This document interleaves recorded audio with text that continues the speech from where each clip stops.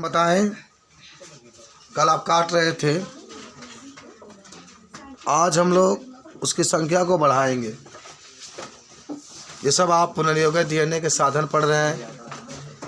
आज polymerase enzyme के बारे में आप पढ़ने के लिए जा रहे हैं कि जब एक डीएनए को आप काट करके अलग करते हैं, काटने के बाद उसकी संख्या अगर बढ़ाना चाहते हैं तो जो पॉलीमरेज एंजाइम होता है वह डीएनए की संख्या को बढ़ाता है। कल आप पढ़े थे, याद करिए। माने एक डीएनए से अगर कई डीएनए का निर्माण करना है तो उसको बढ़ाने का और कई डीएनए का निर्माण का प्रमुख जो योगदान देता है वह पॉलीमरेज एंजाइम ही देता है। आप सबको याद होना चाहिए। कौन एंजाइम देता है? पॉलीमरेज एंजाइम ही देता है। बात समझ रहे हैं? तो अनेक प्रतियां बनाने के लिए इसका हम लोग प्रयोग करते हैं। डीएनए पॉलीमरेज कहिए या पॉलीमरेज कहिए।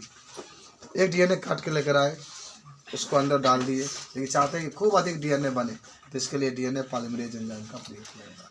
तो लिखो,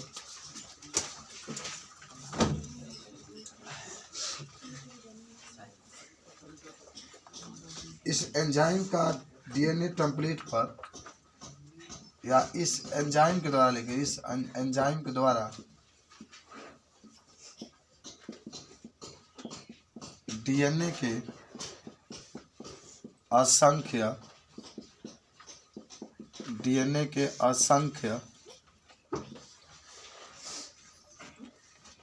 के असंख्य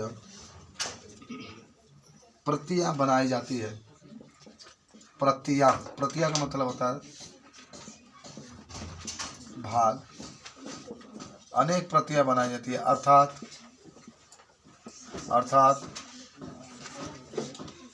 पॉलीमरेज डीएनए से, पॉलीमरेज एंजाइम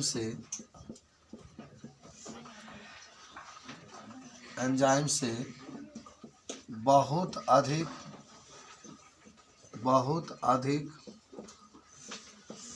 डीएनए का निर्माण होता है। बहुत अधिक डीएनए का निर्माण होता है। पॉलीमरेज एंजाइम से बहुत अधिक डीएनए का निर्माण होता है, ये भी आप बता सकते हैं। तो चलो आप याद रखेंगे कि जो पॉलीमरेज एंजाइम के बारे में कोई भी पूछेगा तो एक डीएनए है, जैसे आपके पास एक, मान लीजिए कि इस तरीके से डीएनए है, ठीक है, एक डीएनए आपके पास है। सब आप डीएनए के साधन पढ़ रहे हैं बाबू, इस तरीके से है। और इससे दो डीएनए बन गए, तो दो डीएनए किसने बनाया? तो पॉलीमरेज एंजाइम ने बनाया। एक डीएनए है यहाँ पर, एक मान लो डीएनए है, एक डीएनए है यहाँ पर, बहुत अधिक संख्या में डीएनए बन गया। इस तरीके से यहाँ भी डीएनए बन गया, यहाँ भी डीएनए बन गया, यहाँ भी डीएनए बन गया, यहाँ भी डीएनए बन गया। तो इसी को कहते हैं डीएनए पॉलीमरेज। पॉली का मतलब होता है बहुत अधिक संख्या में डीएनए का निर्माण होना। आप मत भूलिएगा इसको। डीएनए पॉलीमरेज है कि जब एक डीएनए से बहुत अधिक डीएनए क्या होता है, निर्माण होता है, तो उसे डीएनए पॉलीमरेज कहा जाता है। याद करो सबको, याद हुआ सबको? डीएनए पॉलीमरेज क्या होता है? तो जब एक डीएनए से बहुत अधिक डीएनए का निर्माण होता है तो डीएनए पॉलीमरेज। अच्छा, तीसरा बताइए, कहा था आपका लाइगेज एंजाइम होगा शायद, वही था ना? चलिए, ये काम हम लोग क्या कर रहे हैं, कुछ मालूम चल रहा है आपको? एक व्यक्ति से डीएनए है, उसको निकाल करके और दूसरे व्यक्ति में डालना है। डालने के लिए जो साधन होता है, कल आप काट रहे थे आणविक कैंची के द्वारा, आज आप उसकी संख्या को बढ़ा रहे हैं। अब चल रहे हैं लाइगेज एंजाइम के पास, जोड़ने का कार्य हम लोग करेंगे। किसको काम करेंगे? जोड़ने का। क्या आप ये पार्ट समझ में आ रही है तो जरूर बताइएगा। क्या कुछ समझ में आ रहा है क्या हो रहा है? चलो आप याद रखिएगा सब। चलिए आगे बढ़ते हैं। मिटा दो इसको, लिखा गया सबका, लिखा गया। चलिए अब हेडिंग बनाइए ligase enzyme. Ligase enzyme, ligase enzyme. पहले इसके बारे में समझो तब लिखना। तो वो कई बार ये पूछा जाता है टिप्पणी लिखने के लिए लाइगेज एंजाइम पर सब बच्चे दिल खोल के लिखते हैं। कैसे लिखते हैं जरा सोचो। मान लो हमारे पास एक जीव है, पहला जीव और ये दूसरा जीव है। पहला जीव, ये दूसरा जीव। हमारे पास दो जीव है, सब लोग समझो। इसका भी डीएनए है यहाँ पर, ठीक है। दूसरा जीव है, इसका भी मान लो डीएनए है। इस तरीके से ये डीएनए मौजूद है। अब क्या किए, कल आप देख रहे थे कि प्रतिबंधन एंजाइम के द्वारा इस डीएनए को काट दिया। देखिए किताब में दिखाया भी है चित्र में, देखिए ना क्या काटा जा रहा है। देखिए ना एक बार देख लिए, क्या नाइट्रोजन क्षारक डीएनए में होते हैं ना। मिला हाँ, क्या आ रहा है, देखो पीछे आओ, देखो ये काटा गया, देख रहे हैं यहाँ पर एकदम, यहाँ पर आपको दिखाई दे रहा है कैसे काटा जा रहा है। ये डीएनए काटा जा रहा है, देखो कैसे जोड़ा जाएगा, समझ रहे हो। तो सिंपल बात है कि डीएनए को आप किसके द्वारा काट रहे थे, याद है कुछ? प्रतिबंधन एंजाइम आपने काट दिया। चलिए काट के तो छोटा टुकड़ा मान ले निकल गया इस तरीके से। और इसको लिया, इसको भी काटना है ना, जहाँ इसको फिट करना है उसको काट करके आपने बाहर निकाल दिया। और फिर इसको उठा करके ला करके आप इसमें क्या कर दिए, जोड़ दीजिए। ये जोड़ दिया आप इसके साथ क्या हो गया, जोड़ गया। जब जोड़ दिए तो इसी को हम लोग कहते हैं, किसके द्वारा जोड़े, कौन सा एंजाइम है, लाइगेज एंजाइम। तो लाइगेज एंजाइम का कार्य होता है कि एक जीव से जो डीएनए का खंड यानी डीएनए का जो टुकड़ा है उसको काटा गया है, उसको जिस जीव के अंदर डालना है उसके साथ उसके डीएनए से इसको क्या किया जाता है, जोड़ दिया जाता है। तो इसी को हम लोग क्या करते हैं, लाइगेज एंजाइम। कभी मत भूलिएगा, लाइगेज एंजाइम का काम यही होता है कि डीएनए को क्या करता है, जोड़ देगा। तो लिखो, जरूर बना लेना इसमें, ठीक है ना।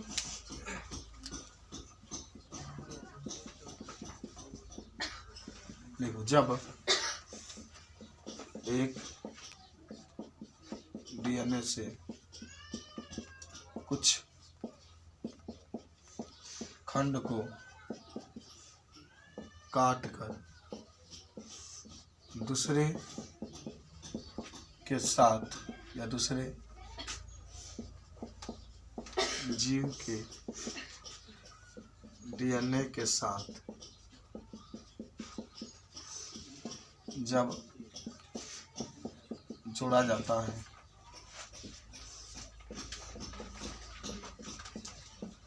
तो उसे जोड़ने के लिए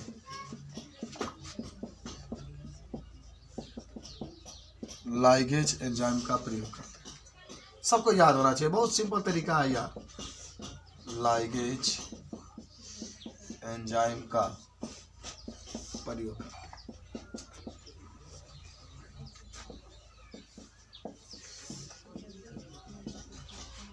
मत भुलाना कभी इसको, लाइगेज एंजाइम है। इसको जोड़ने के लिए हम लोग डीएनए के एक टुकड़ा है, उसको डीएनए के दूसरे टुकड़े से जब जोड़ते हैं, इसे जोड़ने की जो क्रिया होती है, जोड़ने के एक डीएनए से दूसरे डीएनए को जब जोड़ा जाता है, इसको जोड़ने के लिए जिस एंजाइम का प्रयोग करते हैं उसी को बताते हैं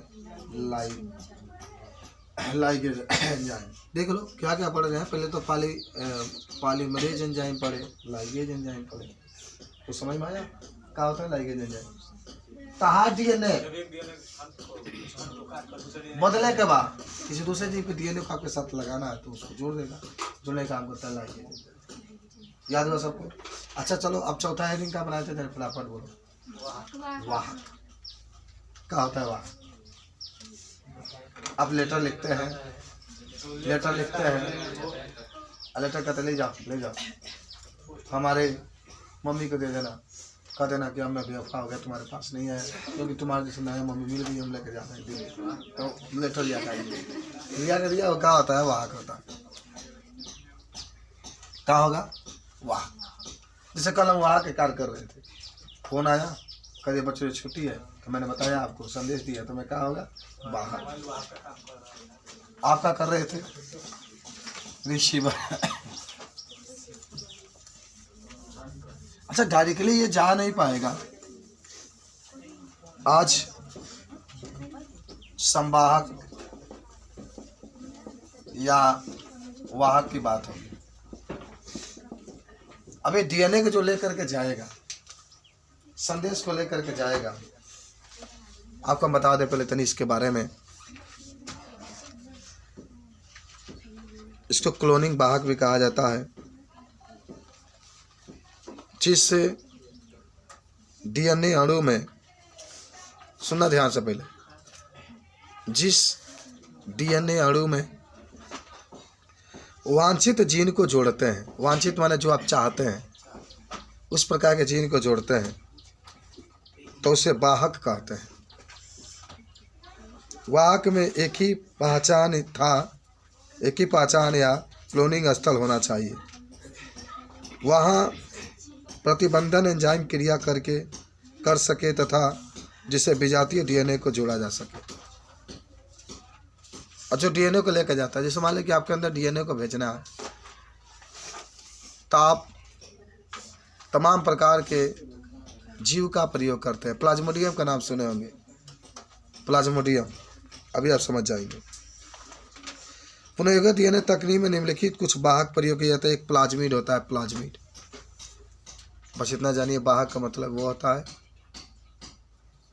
कि जिसके साथ डीएनए को जोड़ना है, हमारे अंदर डीएनए को जोड़ना है, तो डीएनए डायरेक्टली हमारे अंदर नहीं आ सकता। पहले किसी दूसरे जीव के साथ वो डीएनए को जोड़ा जाएगा और तब वो हमारे अंदर जाएगा, तब वो डीएनए से जोड़ा जाता है। तो जिस कोई जीव आप चुन रहे हैं और जिस व्यक्ति से डीएनए को काट रहे हैं, काट करके उसे जीव से जोड़ देंगे तो वह जीव वाहक के रूप में कार्य करेगा, तब हमारे शरीर के अंदर आएगा। तो वाहक में एक होता है प्लाज्मिड। यह सर्वाधिक प्रयोग किए जाने वाला वाहक है। कौन? प्लाज्मिड। तो समझने का प्रयास करेंगे। मैंने क्या कहा? वाहक का मतलब होता है डायरेक्ट, माने डीएनए डायरेक्टली आपका अंदर नहीं आएगा, किसी जीव के साथ जुड़ेंगे। जैसे आप पढ़े होंगे मलेरिया कैसे होता है, मादा एनोफिलीज मच्छर के द्वारा होता है, लेकिन ये नहीं, ये तो वाहक के रूप में कार्य करता है। इसका असली मालिक जो है वह है प्लाज्मोडियम। प्लाज्मोडियम के अंदर वो क्वालिटी पाया जाता है कि वो आपके अंदर मलेरिया उत्पन्न करे।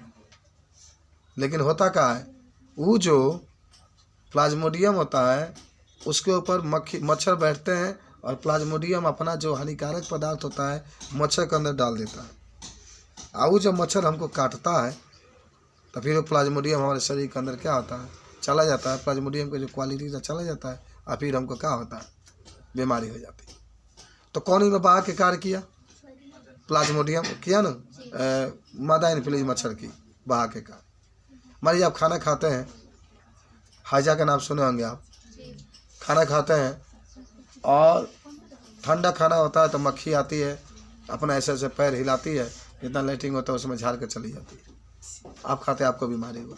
बीमारी किसके द्वारा हुआ? लैट्रिन के द्वारा हुआ, अपशिष्ट पदार्थ के द्वारा हुआ। वहाँ के रूप में कौन काम की? मक्खी। इसने झाड़ के चली, ले लो मटेरियल ले लो, हम जाते हैं। तो वाहक के रूप में कुछ जीव का प्रयोग किए जाते हैं, कुछ चीज़ प्रयोग किए जाते हैं। जैसे पहला होता है प्लाज्मिड। यह सर्वाधिक प्रयोग किए जाने वाला वाहक है।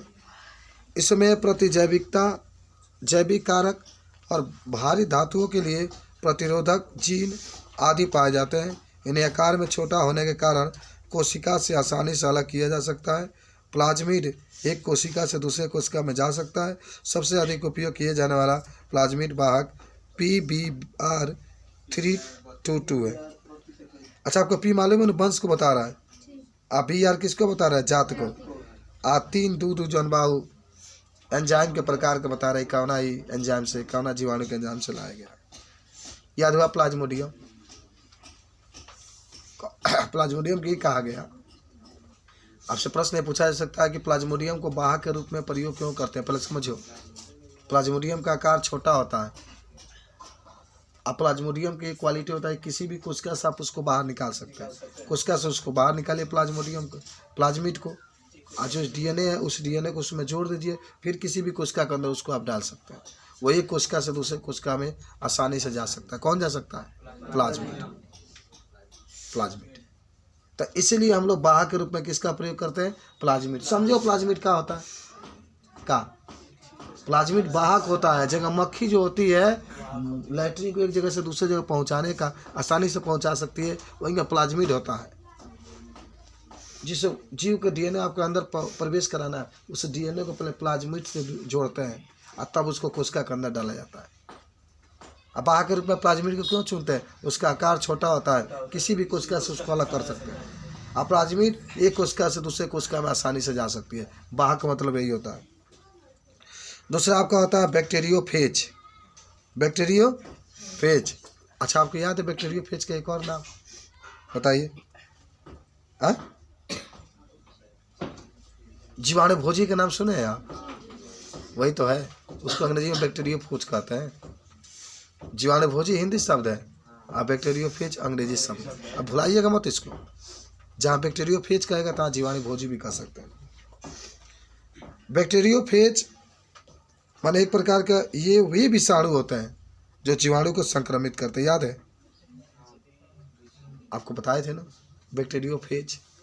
बैक्टीरिया का मतलब ना, बैक्टीरिया का मतलब जीवाणु होता है, यहाँ वायरस वाला विषाणु होता है।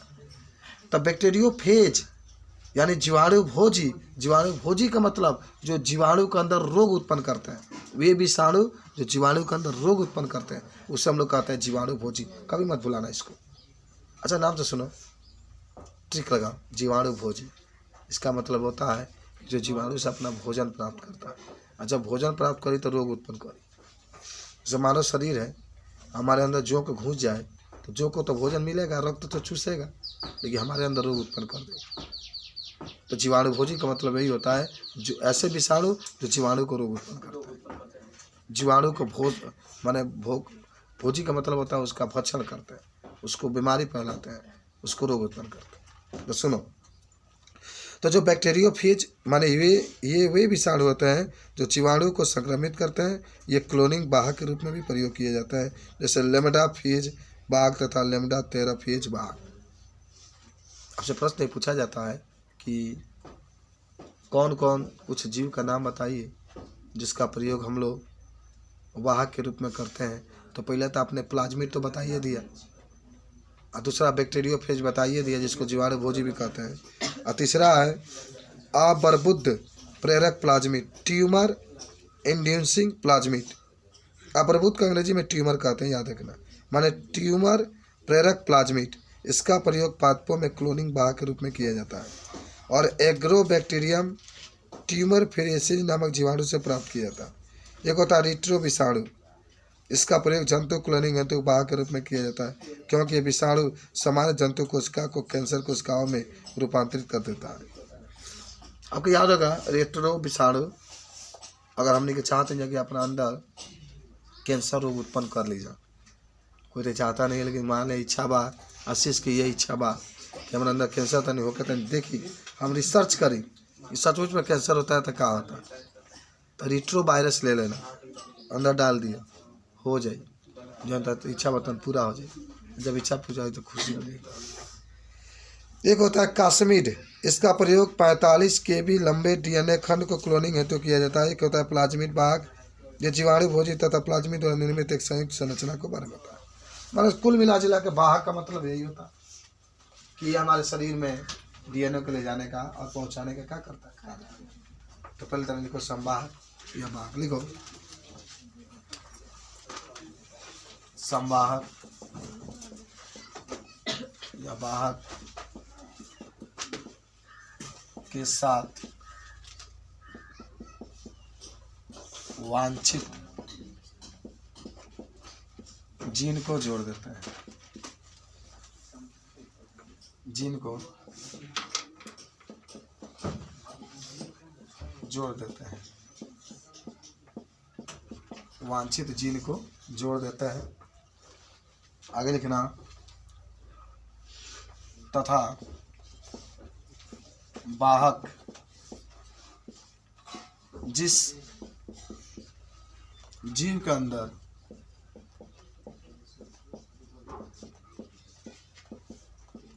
जीन या डीएनए को पहुंचाना होता है, जीन या डीएनए को पहुंचाना होता है, पहुंचाना होता है, उसे पहुंचाने का कार्य करता है। पहुंचाने का कार्य करता है।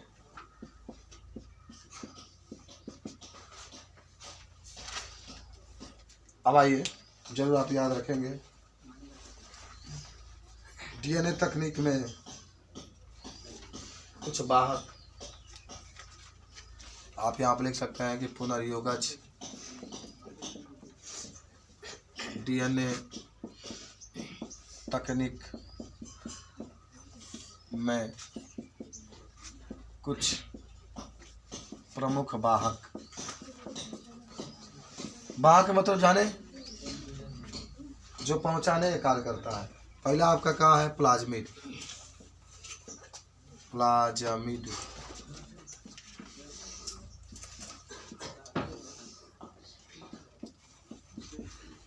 आपको याद है प्लाज्मिड के बारे में कुछ? प्लाज्मिड का आकार बहुत छोटा होता है, इसे किसी भी कोशिका से अलग किया जा सकता है और इसके अंदर जब जीन को जोड़ देते हैं तो ये कोशिका से दूसरे कोशिका में आसानी से जा सकता है। देख लेना, प्लाज्मिड का आकार सब लोग को याद होना चाहिए। प्लाज्मिड का आकार छोटा होता है, यह किसी भी कोशिका से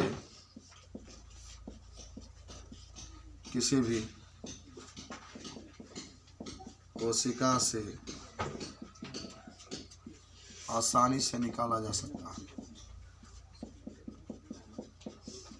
ये किसी भी कोशिका से आसानी से निकाला जा सकता है तथा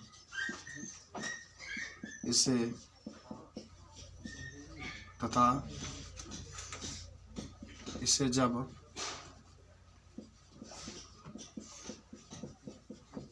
डीएनए से जोड़ देते हैं तो यह एक कोशिका से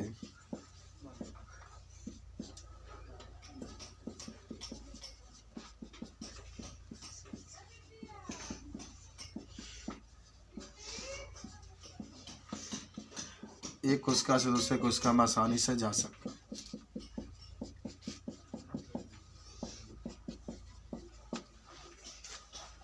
चलिए नोट कर लीजिए इसको, जरूर आप याद रखिएगा प्लाज्मिड के बारे में। अगर आपसे कोई पूछे, एक प्लाज्मिड का नाम जरूर लिख लीजिएगा उदाहरण में, PBr 322 है ना,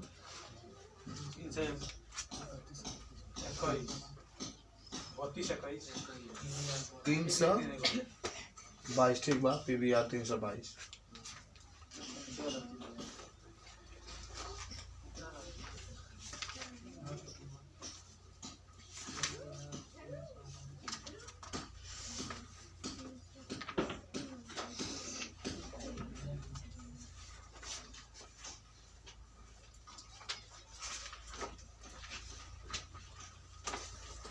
हो गया लिखा गया सबका। प्लाज्मिड के बारे में भी अगर आपसे कोई पूछे, नाम दिल खोल के बताइएगा, कोई दिक्कत नहीं। प्रयोगा डीएनए तकनीक में कुछ प्रमुख वाहक के बारे में आप अध्ययन कर रहे हैं। वाहक के रूप में डीएनए को पहुंचाने के लिए कौन कौन आप प्रयोग करते हैं, जिसमें आप प्लाज्मिड देख रहे हैं, जिसका आकार छोटा होता है, इसे किसी भी कोशिका से आसानी से हम लोग प्राप्त कर सकते हैं और ये एक कोशिका से दूसरे कोशिका में आसानी से जा सकता है। ठीक है, मिटा दे इसको, बोलिए। हाँ,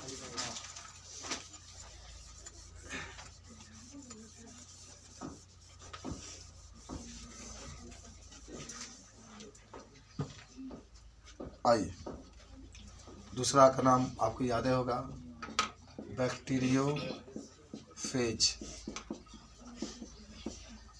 बैक्टीरियोफेज, इसको हिंदी में क्या कहते हैं? जीवाणुभोजी। जीवाणुभोजी। आप सब लोग जानते होंगे कि बैक्टीरियोफेज का मतलब होता है कि वे विषाणु जो जीवाणु को संक्रमित करते हैं, जीवाणु में रोग उत्पन्न करते हैं, इसका भी प्रयोग संवाहक के रूप में किया जाता है। लिख लीजिए, वे विषाणु जो जीवाणु को संक्रमित का मतलब संक्रमित करते हैं या रोग उत्पन्न करते हैं तो उसे बैक्टीरियो फेज का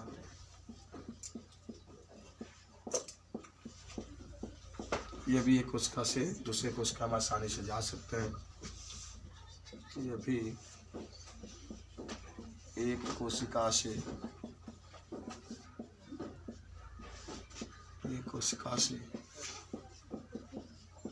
दूसरे कोशिका में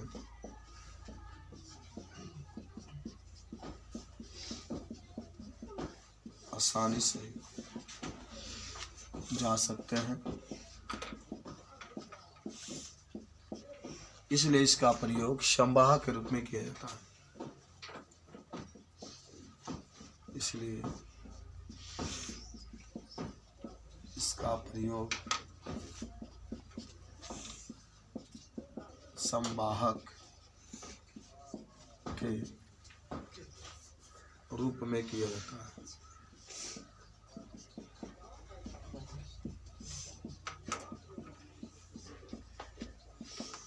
ये कहानी भी आपको याद हुआ। इसका प्रयोग किसके रूप में? संवाहक के रूप में किया। आप उदाहरण में लिख सकते हैं लेमडा आर लेमडा फेज। आप अच्छे तरीके से समझने का प्रयास करेंगे। क्या क्या पढ़े आज? लेमडा फेज, लेमडा इस तरीके से होता है, लेमडा फेज।